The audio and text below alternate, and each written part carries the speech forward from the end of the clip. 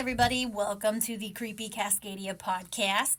You already know, as always, I'm Sammy, one of your hosts. And as always, I am joined by my amazing and sexy co-host slash husband, Adam. Oh, I don't know. You might want to quit it on the sexy, Why?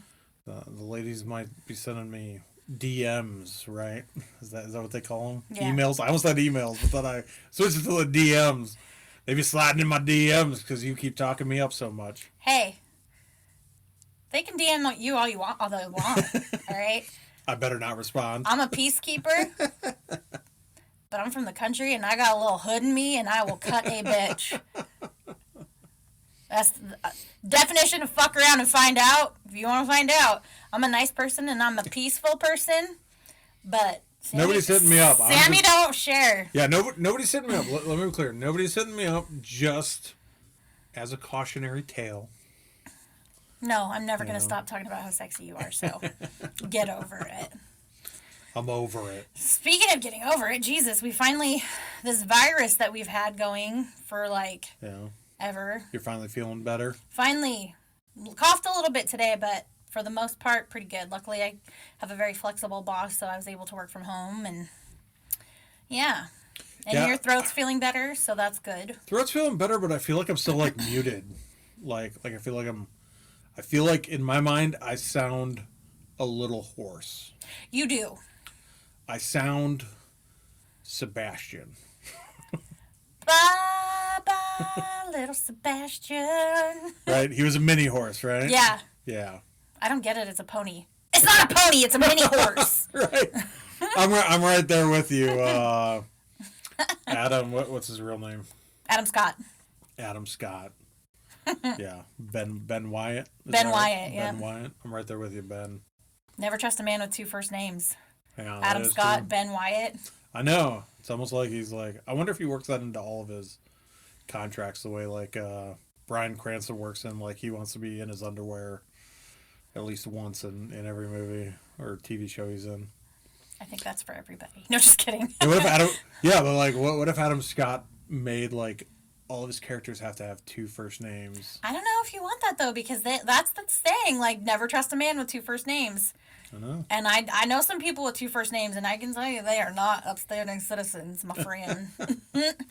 Is this a foreshadowing for the episode, or is no, this a it's complete not. side topic? Okay. Such a side topic. It's actually I know some people. Okay.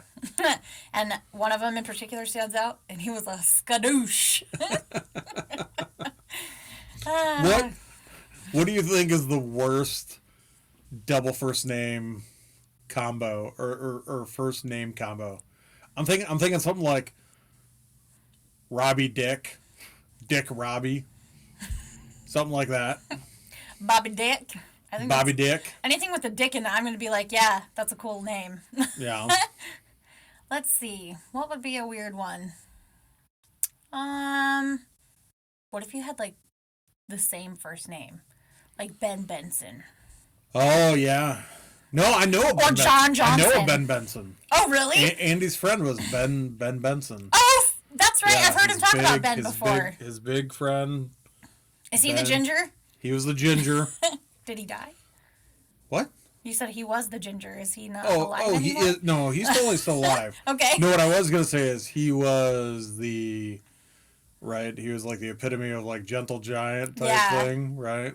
Super nice guy, ginger, fairly quiet. I don't know how much he talk in class. I was never in any classes with him, but now in adulthood, he's I think he was, last I knew, I don't think he's this anymore, but he was a substitute teacher for a while. Oh. And then he was working on judo. He learned judo and then he was teaching judo.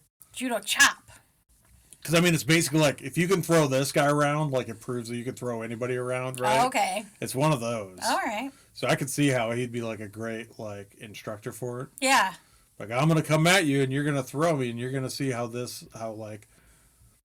taking people's center of gravity and changing it throws them off, no matter how big they are. Right? Yeah. Yeah. Well, it's really funny that you bring up judo. So I have been teasing it up all weekend and week. Yeah. That I am super excited, and not excited because it's a very sad topic that we're talking about, but I'm excited because I know this is something that you know about. Yeah, but you haven't told me what it is, so like I'm still in the dark up I to this know. point. But that isn't it exciting? Nah, I'm not. I'm not. I don't like the thrill of like. I'd rather just know. Well, you're going to find out here in just a second. Even though I'm not the type to like go snooping really, or like, or I don't usually want to ruin surprises. So like, Yeah. I didn't pester you, right? Yeah. Like if the tables were turned, Oh, I'd be looking everywhere and figure it out before. right? Yeah, for sure. I have no patience. That is not a virtue that I possess.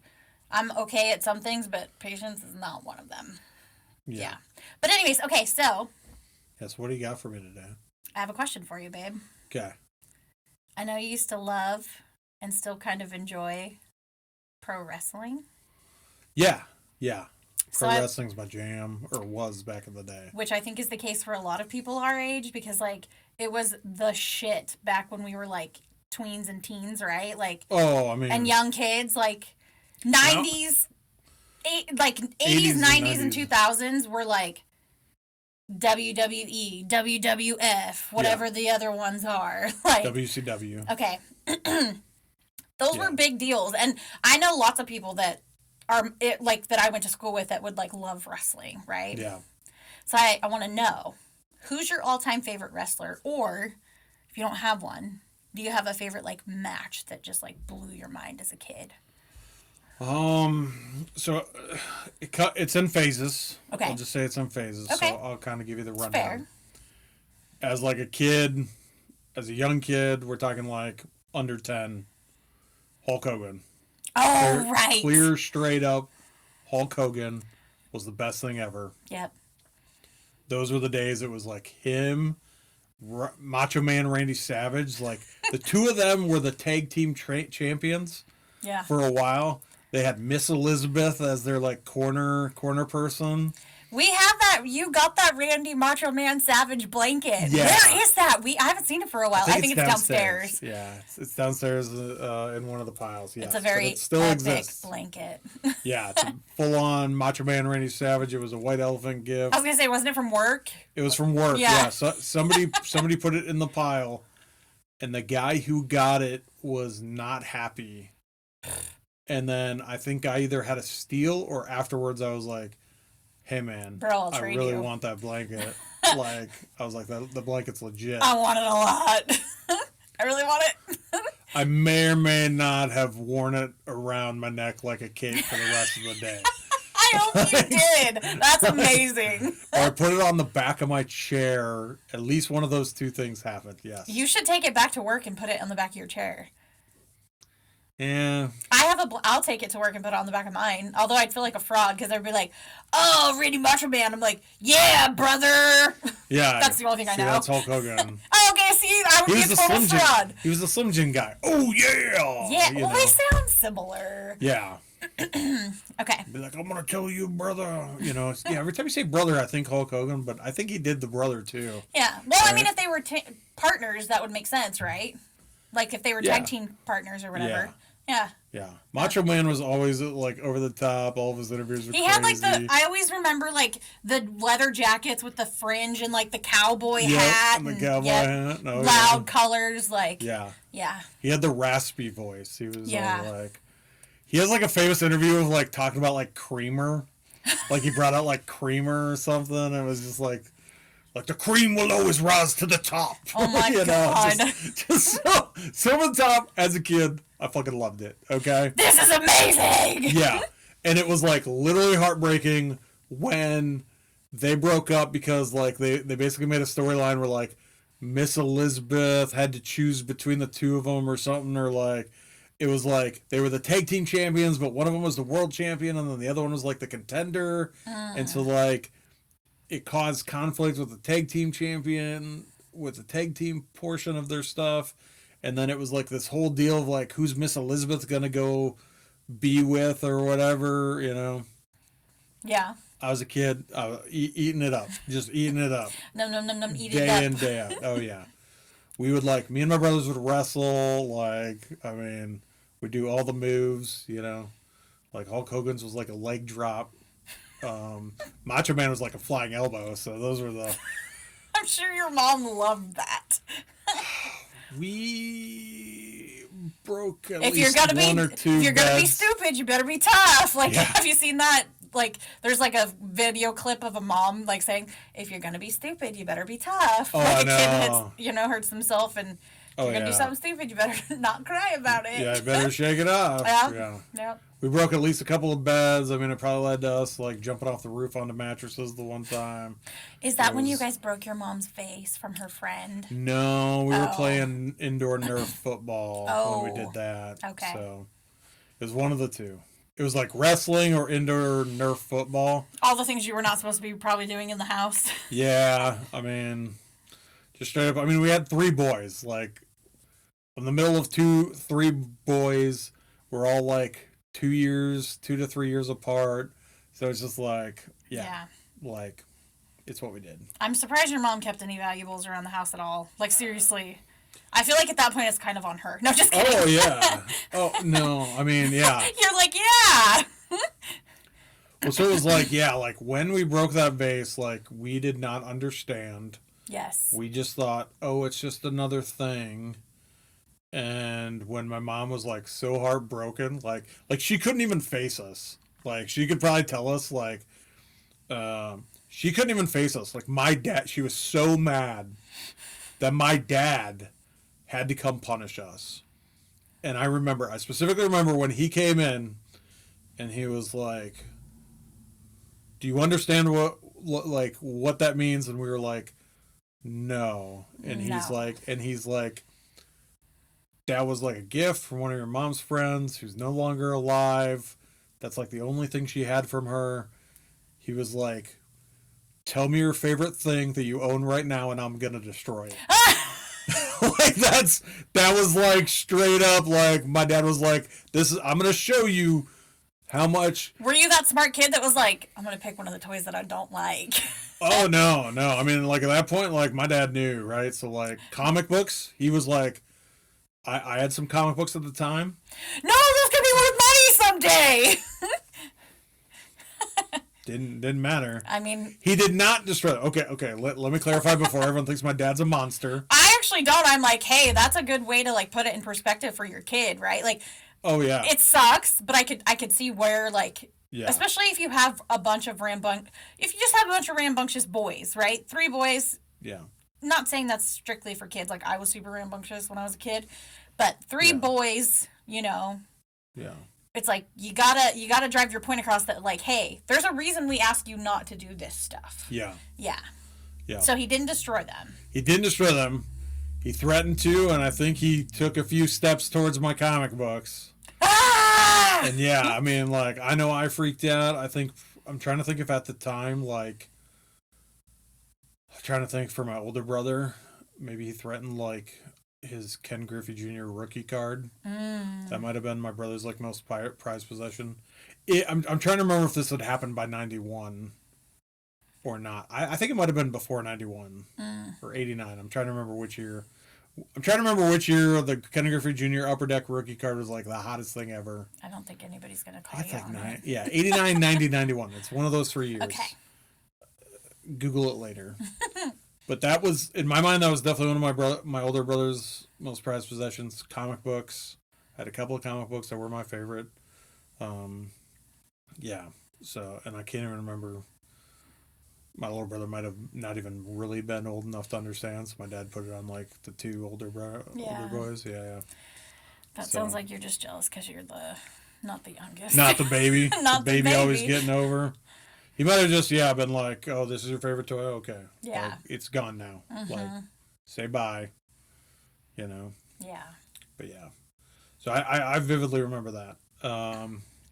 We strayed from the original topic. So wrestlers. So Hulk Hogan, Randy Macho Man, Savage. That's how we got to the rambunctious kids. Yep. Yes.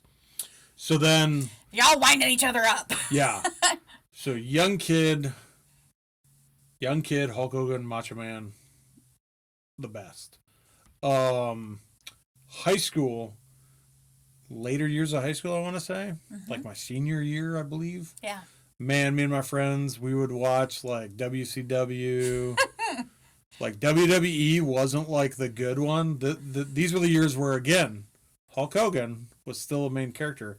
He went to WCW and he stopped being Hulk Hogan and he became Hollywood Hogan. And like he gave up the Hulk persona, which was like the good guy, and he became a bad guy, and he joined NWO, New World Order, which was like Kevin Nash, Scott. I'm blanking on his last name. He's dead. He died. He had like the slick back hair. Remember, he always did like the sleazy, funny walk. But him and Kevin Nash were tag team partners. Who else was in the NWO? There's like, there's a group of them. It was they kind of mirrored Triple H and Degeneration X over in WWE at the time. Okay. Yeah. So like, yeah. So I liked NWO. I liked at that time Rey Mysterio Jr. was like a luchador. Wore the mask and everything. I think I just saw he's still wrestling. Like, really? Still wrestling as far as I know. Yeah. And from the eyes, it looks like in stature, it could be for sure the same guy. Yeah. Like the same wrestler. I will say that one of the guys that was like, I liked Chris Benoit, who like killed his family, killed himself or whatever. I liked him. His finishing move is crazy. He like would jump from the top rope and literally like headbutt people. And they're pretty sure like the repeated blows to the head is like why he went crazy. You know that he actually got that from a wrestler he saw as a kid, that finishing move? Yeah. Yeah.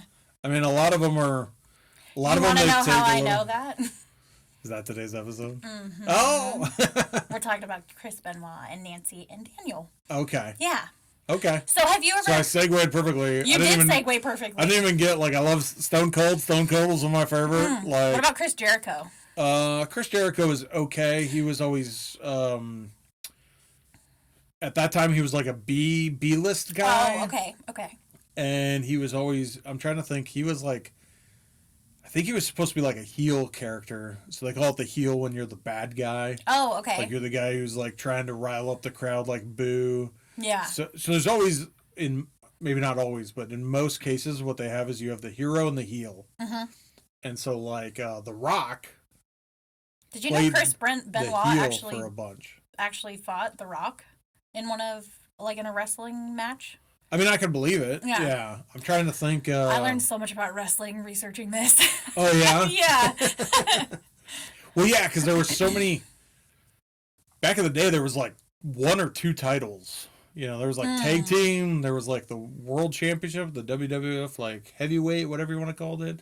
And then there was maybe like intercontinental or something like that. Yeah. And then by the time I was in high school, like there was like 4 or 5, like each of them. Like WCW had like 3 or 4. WWE had like 3 or 4. So yeah, so usually what you do is like your main players are for the heavyweight, for the big belt, and then like as your guys are coming up, they'll be your champions for the minor belts. So like I think almost like Chris Benoit and maybe The Rock did stuff for like a smaller belt. That reminds me, Goldberg. I love the Goldberg.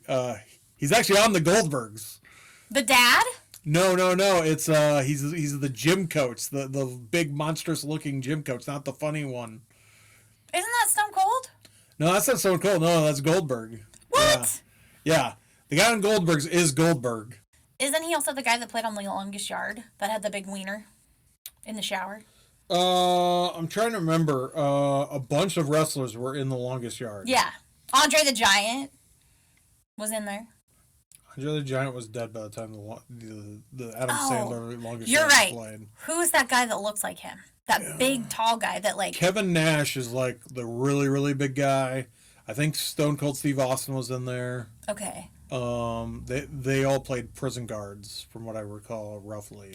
So I think Goldberg, though, was the guy that played against the guards. Because he was in the shower, and he's like, we're playing against the guards? And he's like, yeah, what do I have to do? And he's like, just put that python away. Like, they kept making jokes about his dick, you know? Yeah, it might have been him, yes. Yeah. So I confuse him and Stone Cold Steve Austin, because they look similar to me. They're both tall and bald. They're both white and bald, yes. Yeah. white, tall, bald. Yeah, Wrestlers. I mean, yeah, yep. maybe that's Wrestlers. his alter ego. But yeah, so Goldberg had like an undefeated streak when I was in high school, and his finishing move was like the spear. Like he would literally like he'd knock guys down and then he'd go and like stand in one corner With his dick out. No, no, but so it's funny that you mentioned the dick part because like his outfit was literally just a black speedo and boots, like black speedo, black boots, nothing else. Did it look like he was smuggling a kielbasa ring in there? I mean, as a teenage boy, I wasn't looking at his junk all that much, but probably. I mean, if you were, we probably wouldn't be doing this right now. Or Right? even know each other. Yeah. Yeah, I don't know how much they play up that or not play it up. I don't know. You know. Maybe he just, like, I will do your movie, but you have to constantly talk about how big my Johnson is. Right, yeah. Because, like, most everyone has seen me in a Speedo. So, we gotta put this up. Yeah, right. Yep. Well, like you said, you perfectly segued into today's topic. So this one has been on my list for a while. It's just a extremely sad story of what happened. I think there were chances along the way for like people to do things to help, and I think that it just kind of fell through the cracks. We'll get into it. So, Okay. So like I said, you, along with a lot of people our age, loved wrestling and still love it because it was like a huge deal at the time. And while the phenomena of wrestling has continued to grow, there is a dark side outside of the outrageous stunts and storylines. And today we're going to be talking about the double murder and suicide of the Benoit family, which I know you are familiar with because you mentioned that you liked him, and I've heard you say you liked him. Yep. So I like to like. I think he's Canadian. He is. Yeah. I'm excited to talk about it because it's something that you are familiar with because you don't know a ton of true crime cases. So Yeah. It's exciting when I can do something that like we both are kind of interested in, you know? Yep. I do want to give a quick trigger warning throughout this episode. We are going to be talking about domestic abuse, child death, and substance abuse. So just keep that in mind. If that's triggering in any way, you guys can just skip this, go back, re-listen to another episode, or we'll catch you next time. Because, take care of yourself. I know it's really hard for some people to talk about those types of things or even hear it. So if that's something that's going to trigger you, it's okay. You can skip this one. You can still download it, but just skip it. Yeah, we're not going to go out of our way to. I'm not going to give like sugarcoat or. No, but I'm not going to get super grisly with the details either. So. Okay. But we'll be a little blunt about it. There are, it's pretty gruesome what happened. So. Yeah. So the reason that I want to talk about this one is not to glorify a murderer, but hopefully shed some light on how his murders and death may have contributed to the advancement of stricter concussion protocols, drug testing, things like that. So we aren't excusing his actions by any means, but there may have been other factors at play that contributed to the tragedy we're going to discuss today. Yeah. So before we get into the tragic deaths, let's talk about the lives of those involved. So Christopher Benoit was born on May 21st, 1967 in Montreal, Quebec, and grew up in Edmonton, Alberta. From a young age, Chris had dreamed of becoming a pro wrestler after seeing a match as a child. He actually started his career in Canada with the Stampede Wrestling in 1985. He was known as the Canadian Crippler and the Rabid Wolverine, which those names are awesome. Yep. He would eventually work up the ranks, working with the New Japan Pro Wrestling, Extreme Championship Wrestling, WCW, WWF, and WWE. So he was a big part of the pro wrestling world and a big name at the height of his career. Yeah. So while Chris was coming up in the wrestling world, so was his future wife, Nancy. Nancy Benoit, previously Sullivan, Doss, and Toffolani, as was her maiden name. So she was born on May 17th, 1964 in Boston, Massachusetts. Nailed it. Nancy was a model who started her wrestling career as a manager, which until I started researching this case, I didn't realize that was a thing. So she wasn't actually a female wrestler, but more of a sidekick is what it kind of felt like, right? Like, yeah, she was part of the storylines. So she started as Fallen Angel, working alongside Kevin Sullivan, who she would go on to marry in 1985. Kevin was considered a great promoter of wrestling, and he, along with Nancy, would eventually join the WCW. At this time, Nancy was going by the stage name Woman, and it would be just Woman. She was Woman. That was like her storyline Okay. after the satanic like fallen angel possessed by the devil. So I watched this show. I watched this show called The Dark Side of the Ring. That's what I was watching yesterday when I kicked you out of the bedroom. Okay. And her sister was on the show talking about. She was kind of involved with wrestling too, not to that degree, but she, was involved with her sister in her wrestling and stuff like that. She said that she was so good at selling it that she would be at like a gas station or a convenience store, and people would come over and like, we're gonna lay hands on you and pray, and she would just eat it up because she's like, they're buying it, like that's amazing, because it was like her shtick that she was like under the spell of Kevin, from what it sounded like, because he was like the Prince of Darkness or whatever. Okay. So, but by the time by the time she and Kevin joined WCW, she had kind of changed it up. She was just going by the Woman, and it would be here at WCW that she would actually meet Chris. Okay. In fact, she was part of a storyline written by her husband Kevin, where Woman and Chris were having an affair.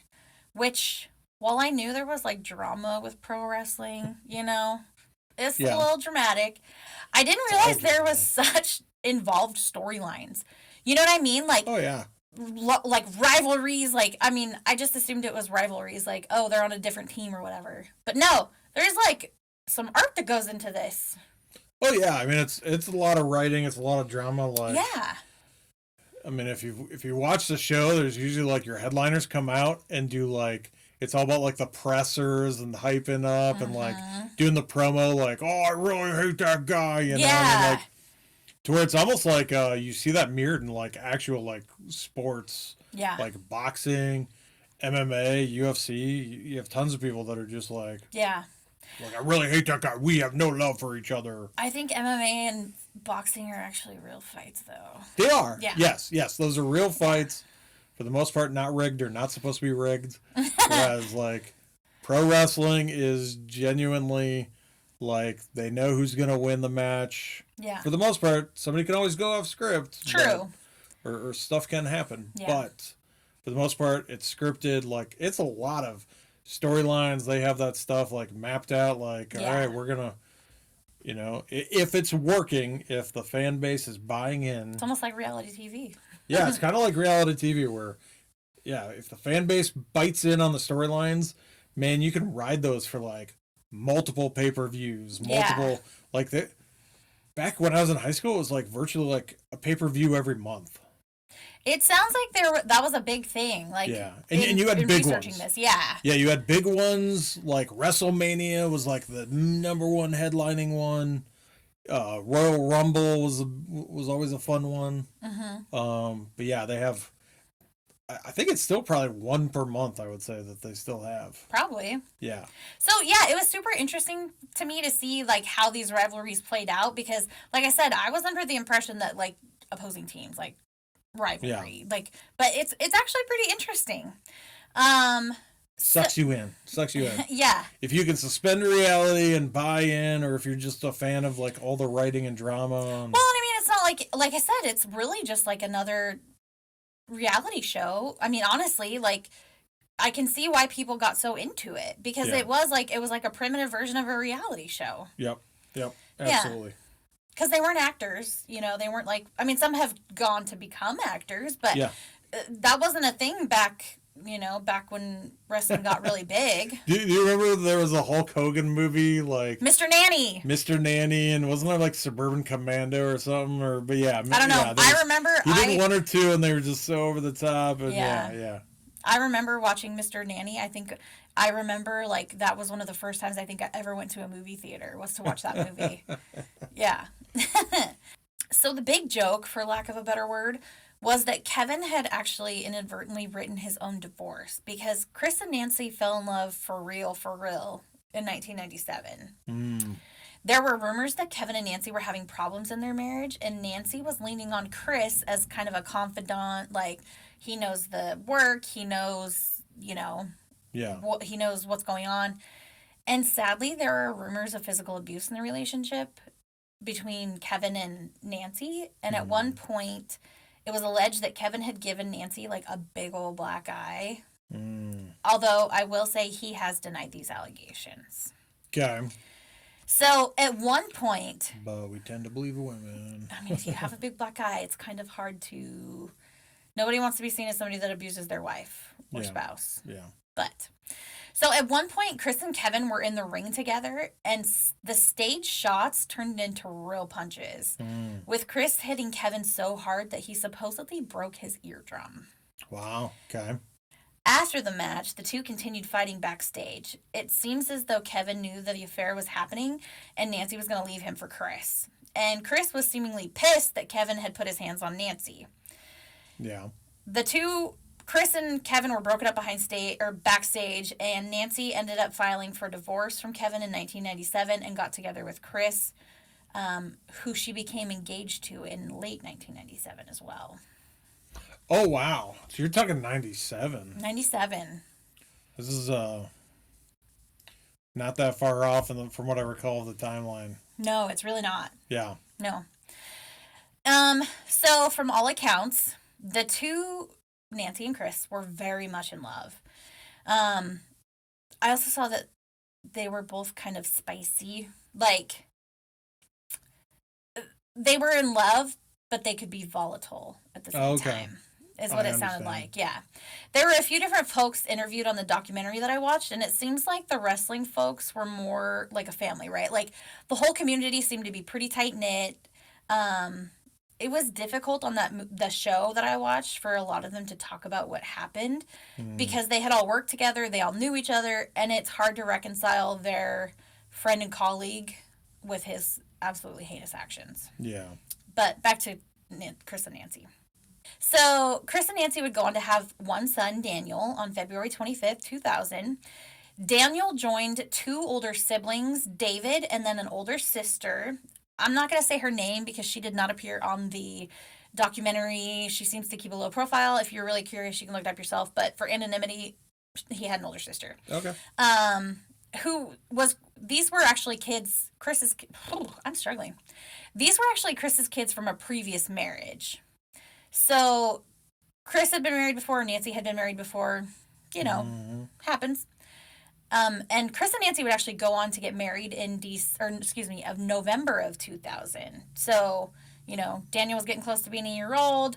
They got married. I did see like the pictures from their wedding and researching, and Daniel was like their little ring bearer, flower girl. Ring bearer. I'm like, what's that word? Because we didn't do either one of those for our wedding. Yeah. Super cute. Super cute. I mean, they looked very happy, which I think that's most people on their wedding days. From the articles I read and the show, most everybody mentioned how much of a bond David and Daniel had. So, David was actually on the documentary talking about his dad and what happened. And just watching him talk about his little brother was very, that's why I told you yesterday, I literally was watching this documentary tearing up because I'm like, oh, that poor kid, he lost so much. Him and his sister both, everybody lost so much. So David had actually talked about how he and his baby brother had dreamed of becoming tag team world champions. They wanted to wrestle. They loved wrestling. They loved watching their dad wrestle. They dreamed of following in Chris's footsteps. And David also had nothing but nice things to say about Nancy. He said she was like a mom. They never used stepmom. It sounds like Chris and his ex-wife and Nancy were all doing a really good job of co-parenting. Okay. Yeah, so it's interesting because family, you mentioned the sons wanted to be, following dad's footsteps. Family, there's a lot of legacy stuff, right? The Rock, his dad was a wrestler. Oh, that's right. Don't they have a TV show about that? Well, yeah, Young Rock, I think they talk about how... Young Rock.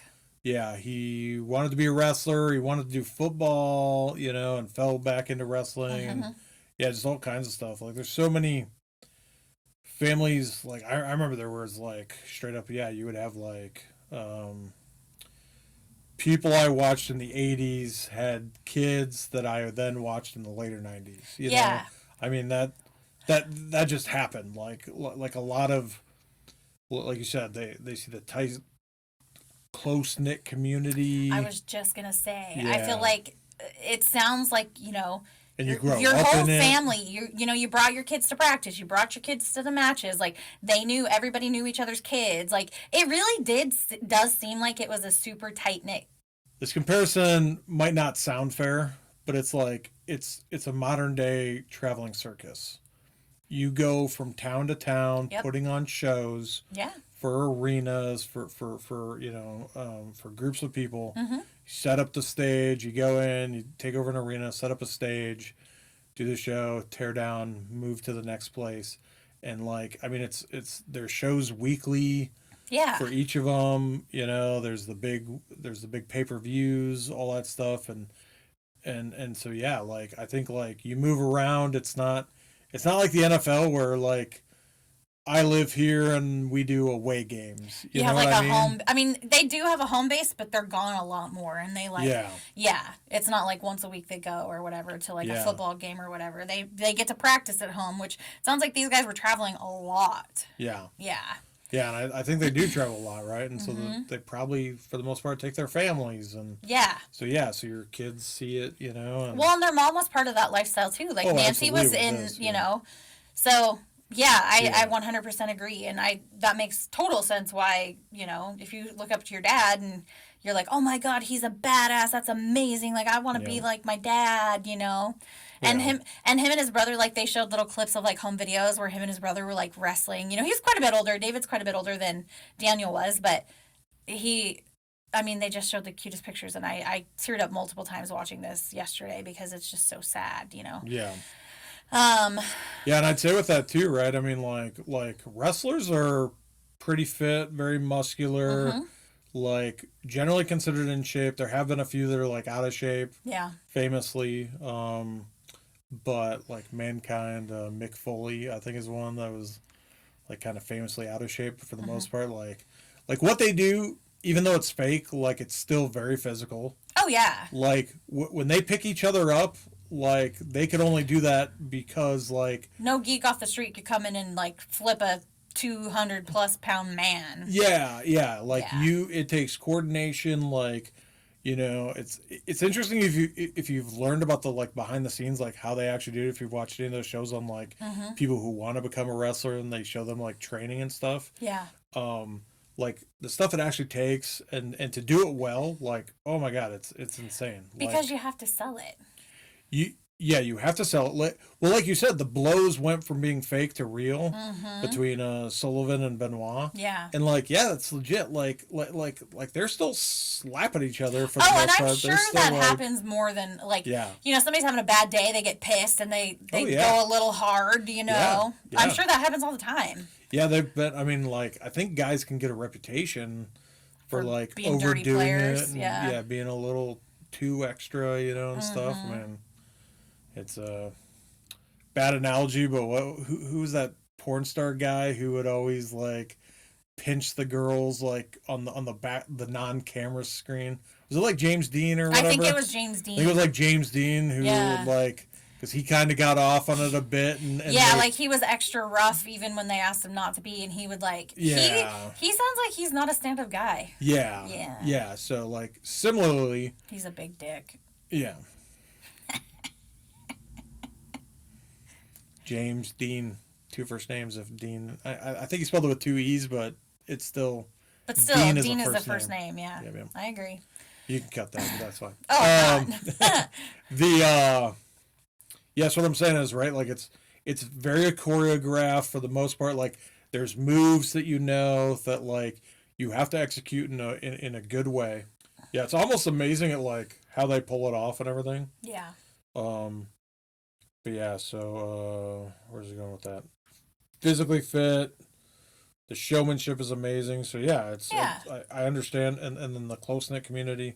How it would entice a Like- kid to want to go into that field, Yeah, especially if you just like wrestling and you're like, I want to do that. Like, yeah, yeah, and it's a big like having a parent a or parent in it already. Mhm. Like you already kind of have that in. Yeah. Like you still have to make your own way, but like it does help because you already have the connections because um like so some of those companies are ran by like certain organizations, like Nepo babies, just like anything else. well, yeah, Vince McMahon for WWE, WWF was like, like the number one. Like you weren't going to be world champion without like having some kind of good relationship with Vince McMahon. Yeah, so Vince McMahon actually played the heel with the Stone Cold Steve Austin. Like him and Vince, it was kind of like the whole point was like Stone Cold Steve Austin was the guy like flipping off everyone, drinking beers. And so it's like kind of the heel personality, but everybody loved it. And so then the idea was Vince McMahon was always trying to screw him out of becoming the championship. And so for a while it was like he would be like the judge ref or he'd be like the celebrity ref for some matches, and he'd always screw Stone Cold and stuff. And then eventually like Vince McMahon bulked up. He might have already been pretty bulky, but like I remember in the late 90s, early 2000s, he bulked up something fierce, and like him and Austin actually had like a match themselves, I think. Okay. And then similarly, like it's such a family business, like Vince's son Shane almost does the same thing now, from what I understand, and his daughter Stephanie, I think, was legitimately married to Triple H at one point. Isn't Triple I don't H know if they're still married or not. Is Triple H the one that was married to China? No, he wasn't married to China, but they were in the same D-Generation X was their same. They were together, right?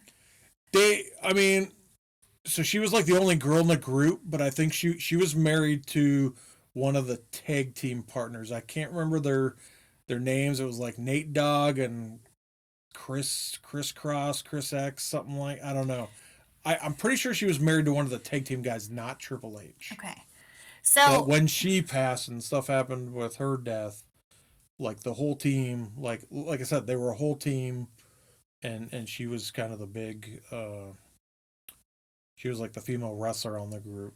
So like Triple H was the heavyweight champion guy.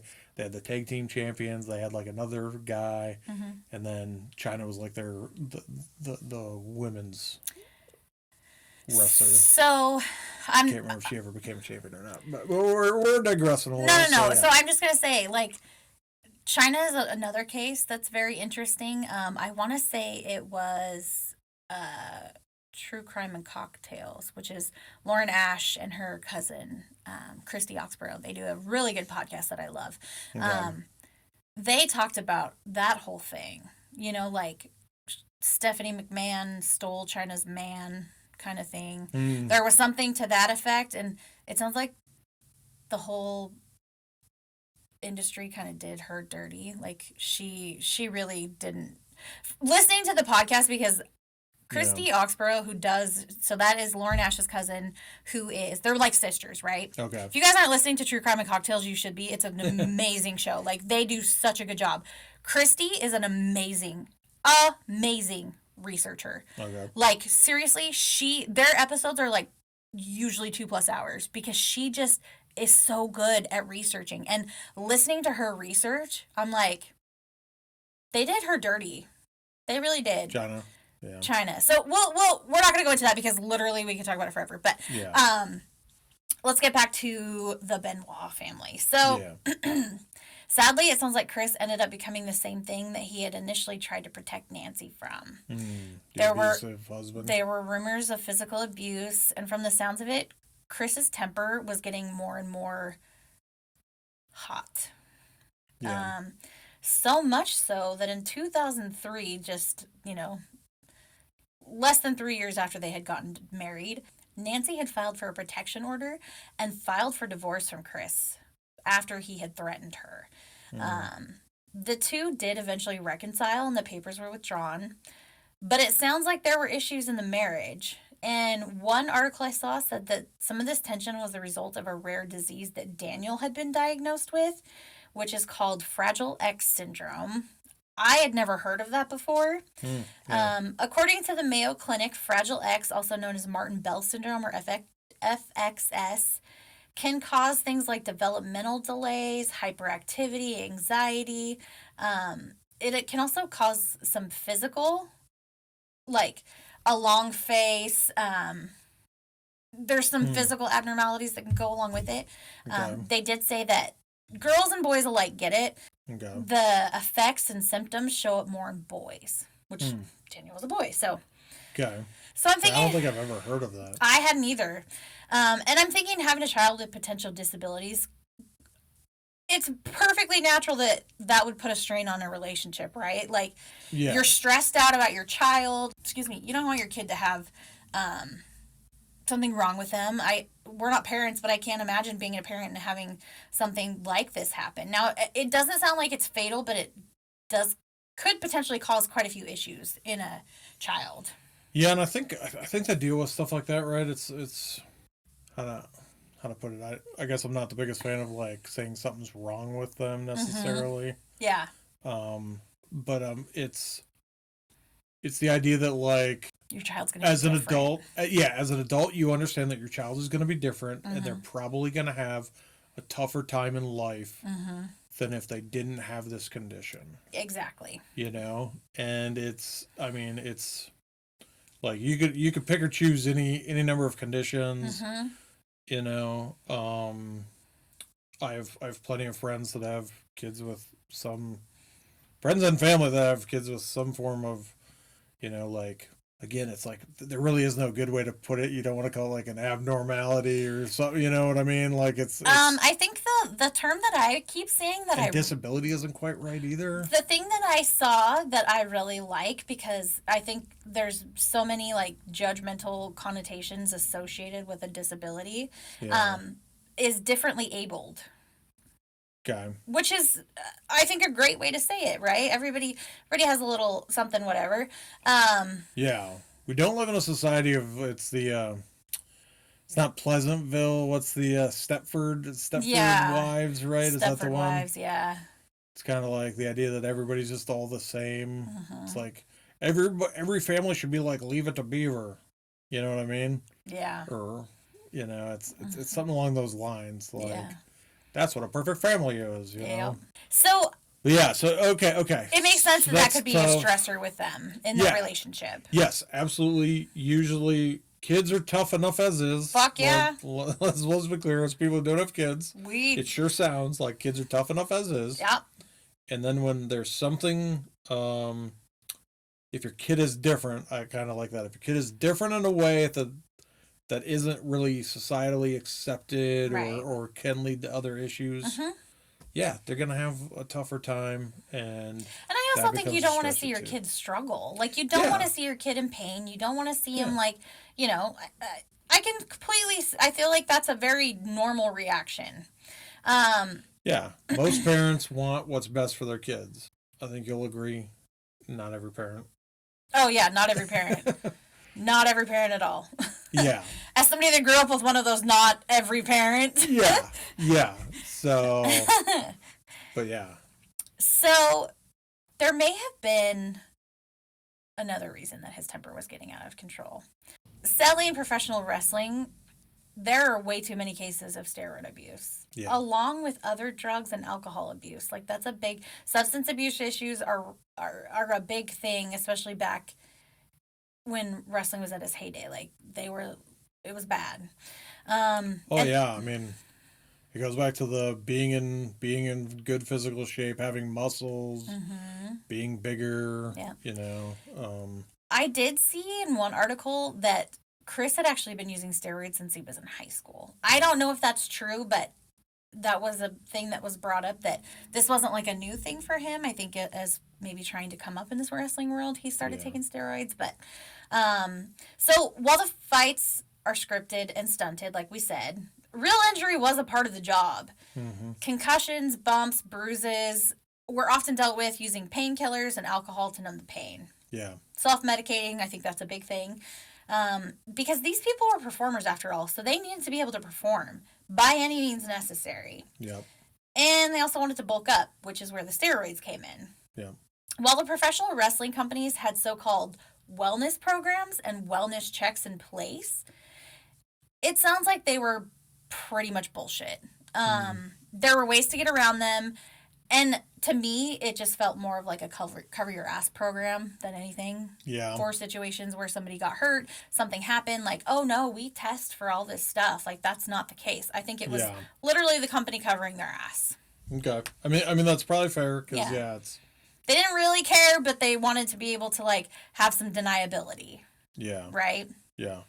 I mean, because steroids medically like help you heal faster generally, right? Oh, I don't know. I don't know much about steroids. Okay, I know I've been prescribed. I know people get prescribed steroids. Generally, yeah, to help them heal faster. Because yeah, there's something about it. Like I know I got some when I was when I had my second degree sunburn and the blisters popped. They gave me like a steroid, like the cream had steroids in it to try to Oh, yeah. help heal like the open sores, open wounds faster. And I mean it's the same thing for like part of the reason they don't do it in like fighting, UFC. I mean baseball. Is part of it is yeah, like you can recover faster and you bulk up. Yeah. So I mean, like it's almost like made perfect for like wrestling. Yeah. It's like the perfect drug for wrestling, except it has other side effects that are terrible, right? Like the roid rage. Your hair falls out. Yeah, you can. That was mine. Yeah. When you said you had that cream, it reminded me. I actually had a 3-day course of steroid treatments, like IV, because of the lesions in my brain. Oh, okay. Yeah, so Yeah. and it helped, like it helped shrink the lesions. So Yeah. yes, it does make perfect sense that it would help you heal because they use it for all kinds of stuff. Yeah. But I wasn't like trying to be a wrestler or whatever. Yeah. Yeah. So there are medical. Same thing as like cocaine, right? There are medical uses Cocaine. for these drugs, and then when people use them because they have benefits, people use them more than what they should medically. Right. And it turns into a problem. Mm-hmm. Yeah.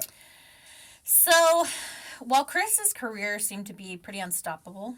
Ooh, before you go into that? Yeah. I don't know if you've ever watched it, but the movie The Wrestler with Mickey Rourke. I have not. They go into that, like they have him like he's an older wrestler, like still bulky. I've But seen yeah, like it's the like pictures of him as the wrestler, but I just haven't watched the movie. Yeah. Yeah. It's like, but yeah, part of that movie is him like asking for the hookup for steroids and stuff like that because he's like pretty worn down and this and that, and Yeah. trying to make like one last push to get back in the show or something, whatever. And Marissa Tomei, we'll just throw out Marissa Tomei and her fake boobs or fake nipples. I forget which. I don't know. You can cut that again. She's a really talented actress. She's been a really talented actress for a very long time. Yeah, right? I actually really like Marissa Tomei. I loved her in My Cousin Vinny. My Cousin Vinny was the best. Yep. And then I mean, she's been the hot Aunt May in the newest Spider-Man. Oh, that's right. Yeah. All right. Okay, back to topic. Yeah. Sorry. So, while Chris's career seemed to be unstoppable, he actually had some pretty hard hits in his personal life. So, on November 13th, 2005, one of Chris's really good longtime friends and colleagues, who he had actually come up the ranks with, passed away from heart disease at the age of 38 while in Minneapolis for an event. His name was Eddie Guerrero. Does that sound familiar? Eddie Guerrero. Okay. Oh, yeah. So was Eddie Guerrero wasn't the guy from he wasn't the guy from the Generation X. He was in WCW. Yeah, it sounds like it points him and Chris were partners, like tag team partners. Okay. Yeah, they were friends. So Chris was in Minneapolis with Eddie, along with Eddie's nephew Chavo Guerrero, who is another wrestler. Yep. Chavo's actually the one who found Eddie in his hotel room face down, clinging to life. So from the TV show I watched, The Dark Side of the Ring, they actually talked to Chavo about what happened because he was there. And I watched a couple of YouTubes of him talking about what happened. Yeah. So he gets he's in his hotel room. Somebody's calling, pounding on his door. They're like, oh, your uncle didn't wake up for his wake-up call.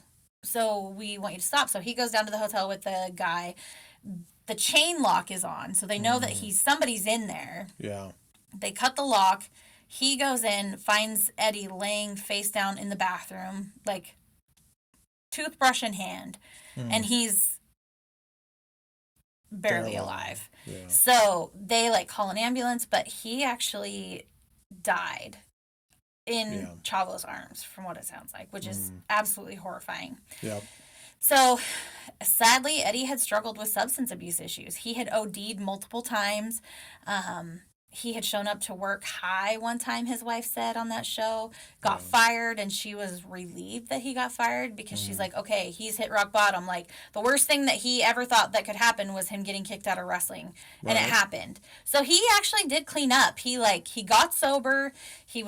Got rehired after he cleaned up. But the damage had already been done because he had done so many drugs, 3 ODs. I just can't even imagine. Yeah, I was gonna say, like, even if you use drugs, like, to that point, right? Like, even if you get clean, there's still usually permanent damage to your body. Like, I always liken it to the article about Stevie Nicks, how she did so much cocaine that she burned like a dime-sized hole in her nose from doing so much cocaine.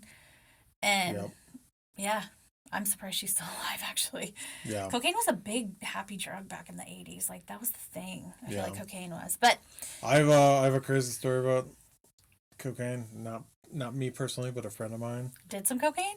Yeah, he was into some really hard drugs. Like, so he went up to Minneapolis for a time, post-college. Like, it was my Army days or whatever. And he got clean. We reconnected when I got back out of the Army. And he straight up told me one time, he was like, he knew he had to get clean because his coke dealer did so much coke that he required a heart transplant. Like, he blew out his heart so bad, like his coke dealer did. Which sounds like was the case with Eddie too. Like, he had his heart just couldn't handle it anymore. Yeah. You've stressed it too much.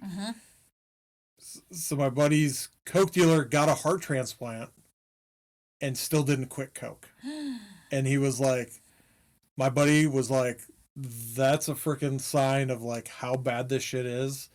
And he like left Minneapolis, came back home, freaking cold turkeyed it. Like, his parents took him back in. Like, he was at home, recovering, getting stuff. Yeah. And then so it was like just straight up, like, he told me that, and he's like that's how I knew it was I had to be done, because he's like it would kill me. It would kill him. Yeah. So Eddie, like many others, was not immune to the pressures of the spotlight. But he was sober at the time of his death. But like we said, unfortunately, he had done so much damage to his heart that he died of heart disease. Okay. So, according to Eddie's widow, I think her name was Vicky, there were times that she would find Chris in her and Eddie's bed, like, unconsolable, like hugging Eddie's pillow, unconsolable. It sounds like Chris and Nancy actually moved in with Vicky for a time after he passed, so that she could help out, because they had 2 young daughters at that time as well. Okay. That was Nancy helping out Vicky. Nancy was helping out Vicky. Yeah. Vicky had a really like touching tale about how like Nancy came into her room one day and was like, "Hey, get up, take a shower. You got to get out of bed. You still have 2 daughters that love you and they need their mom," kind of like let her go for a week or 2, and then was like, "Tough love. All right, you got to get back out there, Yep. So Vicky also talked about other instances where her daughters would like come to her and say, "Chris is crying," and he would be down in the basement gym, just like unconsolable, which is super heartbreaking, because I mean, that was like, it sounds like it was his brother. Like, he loved him like a brother. Yeah. From what I watched, it sounds like Eddie introduced Chris to religion. Chris had never been a religious person prior to meeting Eddie, but there was like somebody on the show, I think it was Chris Jericho, had said like, you could sometimes walk into the locker room and like Eddie would be naked holding a Bible, like reading scriptures kind of thing, And he actually gave a Bible to Chris that it sounds like Chris carried it with him everywhere, or he always kept it. Yeah. So, he was a big part of Chris's life, and his death affected Chris immensely. Yeah, sounds and like I think that it actually put him on sorry, I don't want to say it put him on the path that he went on, but I think it definitely had a big toll on his mental health and just, Yeah. his perception of reality as a whole. Let's call it the tipping point. There you go. Maybe that's Perfect. That was the tipping point. Yep. a bad spiral. Yes, very very much so. So, in public, however, Chris remained stoic and professional. So, on the show, Chris Jericho recalls Eddie's funeral and how he was really like stunned that Chris left immediately after the funeral for an event. It sounds like he was going to Europe, and it sounds like taking time off was not something Chris would do. This could be because he maybe that in order for him to be able to make it through, he needed to stay busy, right? Some people are like Right. that in a Oh yeah. grieving. They have to stay busy.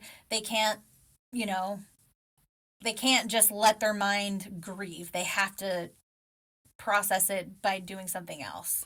Yeah. Yeah. They want to put the energy into something else, Mm-hmm. or sometimes it's just they don't want to face it, Yep. and they're just gonna. I'm gonna run away to Europe for an event. Yeah. It could be. It could very well be that too. You know.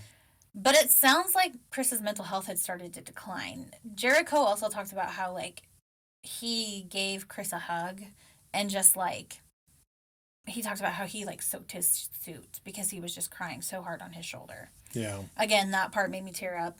So after this, Chris actually started to become distant. He sounded like he was getting depressed. He was irritable, paranoid. He started worrying about crazed fans and stalkers. So he changed up his routine. He would take different cars, you know, and he even had like talked to people about potential kidnapping of his kids. Like he was definitely going down a almost sounds like a manic episode, right? Like Yeah. I don't know. I'm not a psychiatrist. Yeah. I'm sure there's a term for what this is. Yeah. So Manic isn't the right one, but yeah. So there was some decline happening as far as his mental state was concerned. Yeah. So unfortunately, guys, we're gonna have to make this into two parts because I had a lot of good research and we are not even halfway through. So I'm sorry for interjecting with all my. I mean, sorry, not sorry. Let's just be honest. It adds to it because there's also I fully expected that this episode, both of these episodes, we're going to have a lot of information about wrestling because you like wrestling. Yeah. It's a very interesting and awful case. When I say interesting, I don't mean that to be. It's interesting in the way that like wrestling is something that like. Yeah. I got into and the storylines, the drama. It's interesting. Just you know. So, and I'm not trying to glorify a murder, like be one Yeah. of those people that's like trying to make money off a murder, because obviously we don't make any money off of doing this, but it's just the human psyche that goes into things like this. Like I have said a million times, the one thing is like, what has to snap in your mind for you to be able to do something like this? Yeah. So You're really teasing what happens without saying what happens. Good job, babe. Yeah. My guts are still gurgling. So we're going to stop here. Next week, we're going to talk about the crime itself. Okay. In the aftermath, there are some weird coincidences that I don't think are coincidences that we're going to talk about. Okay. But we will talk about the deaths because we obviously already said that this is a family, it's a double murder suicide. So we're going to be talking about that. So yeah, I want to say you got my interest peaked because part of this is like I don't remember this going into like all the way up to 2005. Like I can't remember exactly when I heard about this news. I will tell you it happened in 2007. Okay. Yeah, so like that's much later than I originally thought. When you mentioned 97, I thought this stuff was done by like 2003 tops. So the fact that this goes into like 2007 is definitely like there's more there than I recall. It's funny you say that because I literally thought this happened like in the 90s too, and it didn't. It right? was like mid 2000s. Yeah, I remember liking him as a wrestler in the 90s, and then like I said, I seem to recall this happened like I would have said that I was in the army or like I was either like in Afghanistan or I was in Germany when I heard about the murders. And if it's in 2007, like neither of those two things are true. So yeah, it's just kind of crazy. Yeah. So with that, we're going to pick up next week. Like I said, we're going to be talking about the crimes themselves. And as always, thank you for listening. Don't forget to subscribe and download our show, as well as leaving us a 5-star rating or review on whatever platform you're listening to. All of these help us become more visible to more people, and it helps us grow the show. So, that's what we want. Also, please help us out by sharing us with your friends, family, social media, all the things. We are on Facebook, Instagram, and TikTok, which are all just Creepy Cascadia Pod. We also have a website, creepycascadiapod.com, or you can shoot us an email to admin@creepycascadiapod. If you have your own ghost story, last week or the week before, we did a few listener stories, which is really fun. That's one of my favorite episodes on all the podcasts I listen to when they do their listener stories. I absolutely love those. If you've seen Bigfoot, I want to hear about it. You only want to see it if it's actually like friendly, like Harry and the Hendersons. You don't want to meet it if it's like an 800-pound gorilla that's like territorial and is going to kill you for seeing it. You know what, though? I would die doing something I loved. I think I would be okay with it. Maybe they would take me. I'm ready for this Bigfoot. Whatever. They could make me their court jester. They could take me back to their like underground encampment. Or the UFO, and they can make me their jester. So yeah, if you have been associated, please don't write us in if you're like confessing to a crime, because we don't want to have to turn you in, and we would. Yeah. But if if you've had like true crime, a close call with true crime, people that have experienced something like that, you have a ghost story, I want all of them because I love ghost stories so much. Yeah. But anyway, so next week we'll be back with part 2 of the Benoit family tragedy. All right, well, with that, have a great week, and we will see you guys back next week for part 2. We'll see you later, brother. Bye. Bye.